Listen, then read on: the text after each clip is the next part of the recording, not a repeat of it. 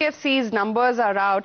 Let's just bring up the earnings for you. 1170 is what they've done for their PAT. 1175 is what we were expecting. So that's bang in line. I just want to see what sort of asset quality they actually sort of report, because that seems to be the only key monitorable right now, while the numbers were largely expected to be pretty much in line. 1170 on what they've done on the PAT. I just want to bring up the NII as well. We're expecting a figure of 1830, while the PAT is largely in line.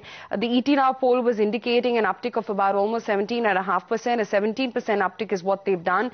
1175 is what we were expecting. We're expecting the NII growth to be at about 20% on a year-on-year basis at 1830. Let's see what the NII for HDFC is like at. That will just come up for you on your screens. We're expecting the spreads to largely remain stable at about 2.2 to 2.3 odd percent. The asset quality is going to remain under control, but that seems to be the key monitorable that the market is watching out for, especially in light with what we've seen from the financial space, wherein the PAT and the top line come in line, but it is the asset quality which really throws up a negative surprise. So that is something that you would want to look out for. The NII, meantime, has come in at 1794, and that is come in lower because 1830 is what we were expecting, an uptick of about 20 odd percent. So that is somewhat disappointing.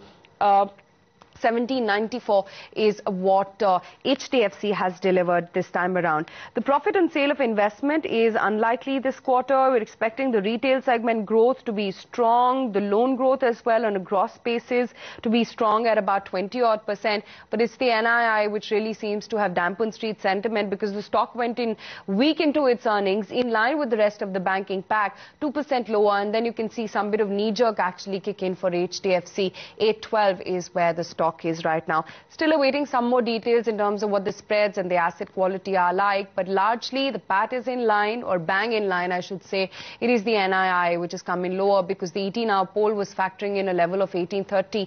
1794 is what they've delivered. That, my sense is the big disappointment. I don't know about the asset quality though. What's that look like? Clearly, Aisha, in terms of the net interest income, it's at around 1794 crore, slightly below the net interest income expected at 1830 crores. PAT is at absolutely in line with the ET poll estimates. Do note that we had highlighted that during this quarter there would be no profit on sale of investments, and that is likely to bring down the PAT number, and that's exactly what is there. The fourth quarter of last year had seen a profit on sale of investment of 20 crore, and which is not there during this quarter. So that's what is impacting the PAT numbers. But in terms of the net interest income growth, it's slightly lesser than what we had expected, but it still is around the 19 or 18 odd percent level that is there. We do not exactly have the asset quality numbers as of now, but do not note that as and when it would be coming, watch out for it, as HDFC Bank had reported a slight pressure on the asset quality on a sequential basis. So that's one thing that we need to watch out for. As of now, the numbers are looking decent enough, but we still need to get more details. The margins or the spreads for HDFC Limited were likely to remain stable in the range of 2.2 to 2.3%, and the last quarter had shown margins of 4.2%.